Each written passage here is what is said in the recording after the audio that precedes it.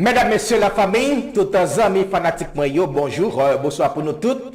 Ici avec un peu de plaisir, un peu l'amour, moi-même avec toute l'équipe là, réunion l'autre fois nous rencontrer. Jeudi, c'est vendredi. Nous matin vendredi 8 juillet. Gagné un pile bagay qui a passé dans le pays d'Haïti jeudi. Et parce que jeudi a exactement une année, un jour depuis qu'il a été assassiné. Président Jovenel Moïse, gagné partisan Lio et les jovenelistes surtout, et Rosemont Jean, lui-même qui était déclaré pour gagner vengeance dans le pays d'Haïti, surtout aujourd'hui, nèg yo gagné ça pour capable faire ensemble avec zombie Jovenel Moïse. Et yo gagné à jeudi à minuit, si yo pral faire Jovenel tourner yon garde pour yo voyer al tirer vengeance, al marcher prend tout nègre qui impliqué de près ou de loin dans complot pour assassiner là, nèg yo gen jodi a pour capable faire ça yo pral faire. D'ailleurs tout le monde même yon petit bébé connaît question justice là, pas de question justice. Si nèg yo vle faire yon bagay, c'est vengeance, m'pa konn comment yo pral faire. D'ailleurs gen en pile nan yo qui parler de l'imé bougie, en pile nan yo a parler pour yo capable prendre monde. Eh bien nous-mêmes n'attendons pour nous connaître qui ça qui pourra le passer. Est-ce que nèg qui impliqué dans la mort Jovenel Moïse, est-ce que nèg ça pourra le passer? Eh bien nous-mêmes nous là n'a suivre pour nous capable voir comment bagay ça lui-même li pourra évoluer. Matin moi gagné et privilège pour nous capable présenter nous une interview que premier petit garçon Jovenel Moïse, Jovenel Moïse, li bay à Télémétropole et Jovenel Moïse li t'a répondre question et Théodore, eh bien matin il dit en pile bagaille. Et il fait qu'on est une bagay qui fait que lui-même n'est pas présent et pendant yo t'a commémoré première année et l'an mort Jovenel Moïse, nous avons plusieurs monde dans la famille, madame li et Martine Moïse qui était présent au Cap haïtien. Et bien, il fait comprendre, il a gagné menace la mort sous tête li, c'est ça qui fait, il était crainte. Et peut-être qu'il n'a pas assassiné, c'est dans la bouche, nous pas le temps de ça. Et bien, que gros menace qui était sous tête li, c'est raison ça qui fait que lui pas rentrer. Et il y a un pile barrel que lui dit sur relation ensemble avec Belle-Mel, Martine Moïse, avec toute famille. Et bien, prends chaise banou pour nous capables d'entendre interview ça, côté gagner un pile parole, un pile vérité que Jovenel Moïse lui-même lui pourra parler ensemble avec nous. Ensemble avec nous, et Jovenel Moïse qui t'a répondu une question, Wendell Théodore. Avec nous ce matin, Jovenel Moïse, qui est fils aîné de l'ancien chef de l'État. Jovenel Moïse qui est avec nous, avec qui on va parler pendant un petit temps ce matin. Je ne peux pas dire que je suis content de l'avoir sur le plateau, mais je peux quand même dire que nous sommes disposés à dialoguer, à parler aujourd'hui, ne serait-ce que pour permettre au fils aîné du président de nous parler de sa satisfaction ou non de l'état d'avancement de l'enquête, déception, espoir. Voilà donc des points qu'on aura donc à aborder avec notre invité ce matin. Jovenel Moïse, bonjour, merci d'être avec nous. Bonjour Wendell, toujours un plaisir. Hier, vous n'étiez pas en Haïti. Non, malheureusement, je n'ai pas pu être présent, comme je l'ai déjà dit à maintes reprises, parce que bon, mon absence a été bel et bien remarquée. C'est la même raison quand le juge d'instruction m'avait invité à rentrer en Haïti pour une audience. Je lui avais dit que je ne me sentais pas personnellement en sécurité pour rentrer en Haïti compte tenu du contexte. Et maintenant, 6 mois plus tard environ, rien n'a changé. Il n'y a pas eu d'arrestation, il n'y a pas eu d'avancée non plus dans l'enquête. Donc, mon opinion n'a pas non plus changé. Donc, je me sens toujours pas en sécurité pour rentrer en Haïti. Il faut bien comprendre aussi que c'est une décision personnelle. Donc, ça ne veut pas dire que ceux qui sont entrés en Haïti, les membres de la famille qui ont été en Haïti ne sont pas en danger. Mais voilà, ils ont pris plus de risques que moi. Vous dites que vous ne vous sentez pas en sécurité et c'est ce qui a motivé votre absence, mais quand même d'autres membres de la famille ont répondu présent. Certains gens saisissent ou encore prennent note de votre absence pour dire qu'il y a division entre vous, Jovenel, fils aîné, et la première dame, et l'ancienne première dame. Division, c'est le vrai mot ou bien il y a autre chose? Non, il n'y a aucune division. Justement, on en a déjà parlé à la presse à maintes reprises de l'effort mis en place par certaines personnes, par ce même système, ces mêmes gens qui ont participé à l'assassinat de mon père, de diminuer la quête de justice, justement de nous forcer à passer de quête de justice à querelle familiale au niveau de la presse. Moi, je l'ai dit à maintes reprises, il n'y a pas de querelle familiale, on ne va jamais descendre à ce niveau. On est concentré sur une quête de justice et tous les membres de la famille participent à leur niveau. Donc, il n'y a aucune division dans la famille, on communique assez souvent, on prend les décisions ensemble. Donc, il n'y a pas de division, comme je viens de vous le dire. C'est une décision personnelle. Moi, j'ai choisi personnellement de ne pas être présent parce que j'estime que les paramètres de sécurité ne sont pas encore adéquats pour que moi, je rentre en Haïti. Ça ne veut pas dire que les autres membres de la famille sont en sécurité, comme je viens de le dire, mais pour eux autres, les paramètres sont plus ou moins respectés. Mais il faut comprendre aussi, comme ma belle-mère l'a bien dit, je crois hier ou avant-hier, elle aussi, elle n'est pas en sécurité, il y a un danger permanent qui plane sur elle, donc, et tous les autres membres de la famille. Donc, elle a dit sur RFI que la menace est permanente sur sa personne, et apparemment ce serait pareil pour vous. Mais le problème, ou bien l'obstacle, c'était le président. Pourquoi vous? Pourquoi votre belle-mère? Justement, on avait deux réactions possibles après l'assassinat de mon père, le 7 juillet 2021. On aurait pu rentrer chez nous, nous séparer du reste du monde, continuer à vaquer à nos occupations personnelles, faire notre deuil, tranquillement, guérir émotionnellement et tout. Et nous avons choisi l'autre option. Nous avons choisi de nous battre aussi. Nous avons choisi de chercher justice. Nous avons choisi de nous lancer dans cette quête de justice, justement, qui dérange plus d'un. Parce que il faut comprendre que ces gens-là auraient aimé qu'on abandonne dès le début. Ils auraient aimé qu'on ait peur dès le début. Mais nous avons décidé de nous battre. Nous avons décidé de prendre des avocats. Nous avons décidé de poser des questions. Nous avons décidé de chercher plus loin. Et en cherchant plus loin, justement, on est en train de déranger ces gens-là dans leur, on va dire, dans leur confort. Donc, automatiquement, nous représentons ce qu'on appelle un obstacle, je pourrais dire un obstacle prolongé. Nous devenons une prolongation de mon père. Donc, c'est tout à fait normal qu'on se sente en insécurité par rapport à ces gens-là, compte tenu justement de l'avancement de l'enquête, l'avancement de la procédure judiciaire, parce qu'il n'y a pas eu d'avancée. Ces gens-là ils ont toujours les mêmes pouvoirs, ils sont toujours dans leur confort, ils sont toujours en liberté. Donc, ils pourraient recommencer. Et il faut comprendre aussi que mon père a été le président de la République pendant son assassinat. Donc, tous les paramètres de sécurité de l'État devraient justement empêcher son assassinat. Et pourtant, ces gens-là ont rentré, ils ont pénétré dans la chambre de mon père sans aucune résistance. Moi, aujourd'hui, ou ma belle-mère, ou peu importe d'autres membres de la famille, nous n'avons pas cette machine administrative ou cette machine que représente la sécurité présidentielle, par exemple.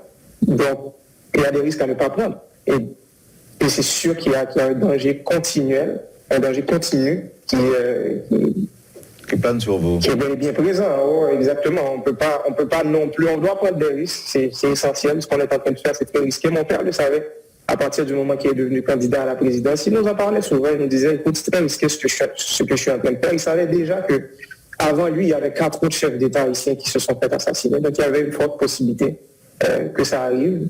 Mais il essayait de limiter les risques. Mais malheureusement, c'est quand même arrivé. Nous aussi, on va essayer de limiter les risques, mais on ne va pas abandonner le combat.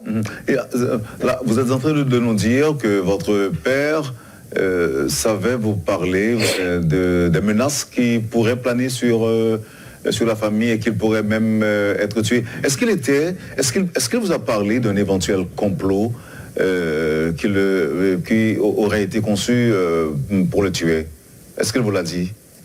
Il en a parlé publiquement. Il en a parlé publiquement à plusieurs reprises. Moi, je regarde ces vidéos. Entre parler publiquement, Joberlin, et parler à son fils, c'est différent.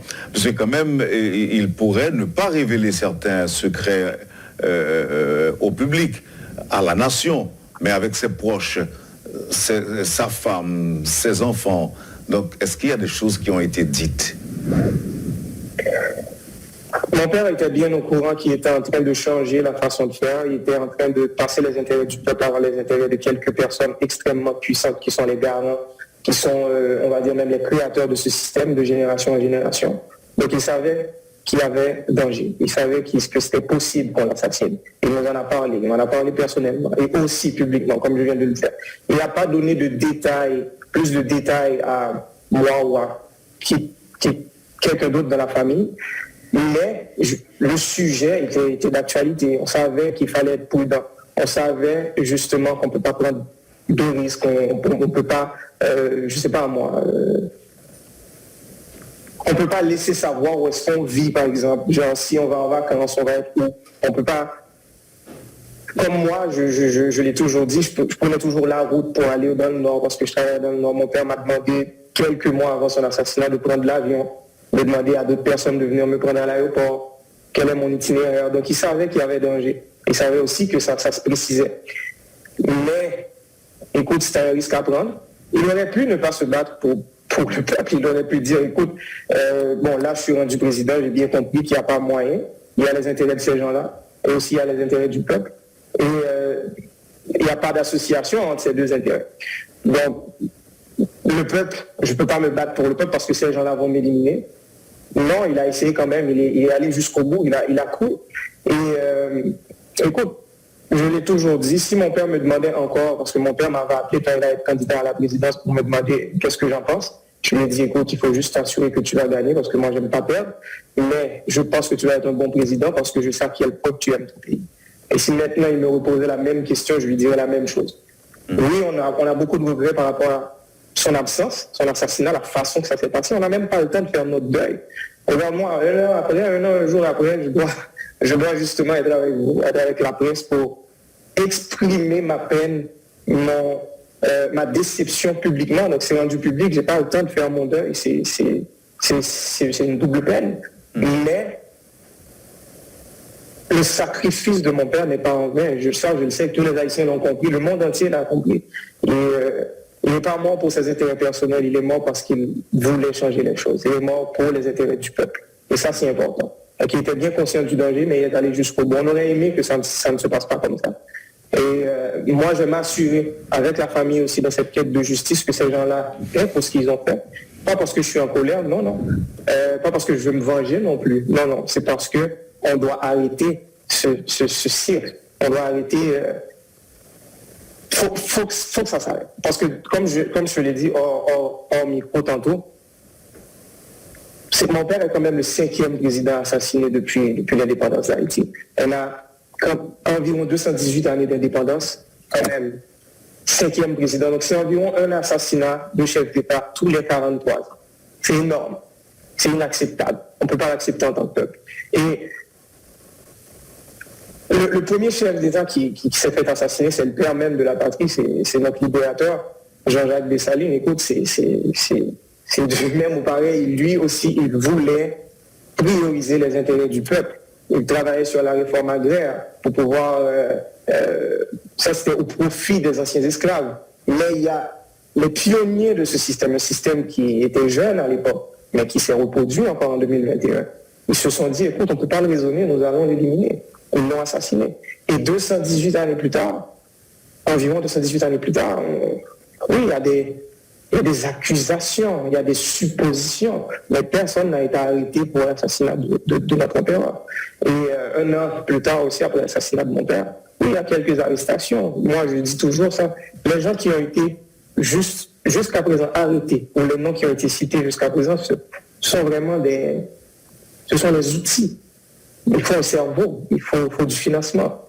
Et c'est ces gens-là qu'on a besoin. Parce que si le cerveau reste intact, si ces gens-là restent en liberté, si ces gens-là qui ont planifié cet assassinat ont encore les mêmes pouvoirs, les mêmes disponibilités, écoute, qu'est-ce qui va les empêcher de répéter la même chose 20 ans, 30 ans plus tard, de génération en génération, ils vont le faire. Donc, il va falloir tracer l'exemple, il va falloir dire non, c'est assez. La dernière fois, on est en 2022, on est au 21e siècle. Il va falloir que ça s'arrête. Donc, c'est le but ultime de ce combat. Vous pensez que l'on arrivera un jour à changer ce système? Puisque changer le système, ou bien prétendre pouvoir changer le système, serait aussi l'une des causes de l'assassinat de votre père. Est-ce que vous pensez que ce souhait-là pourra un jour se matérialiser?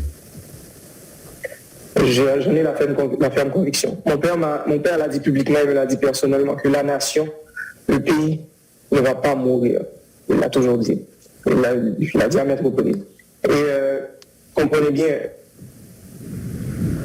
si la nation ne va pas disparaître, il va falloir changer la façon de faire. C'est obligatoire.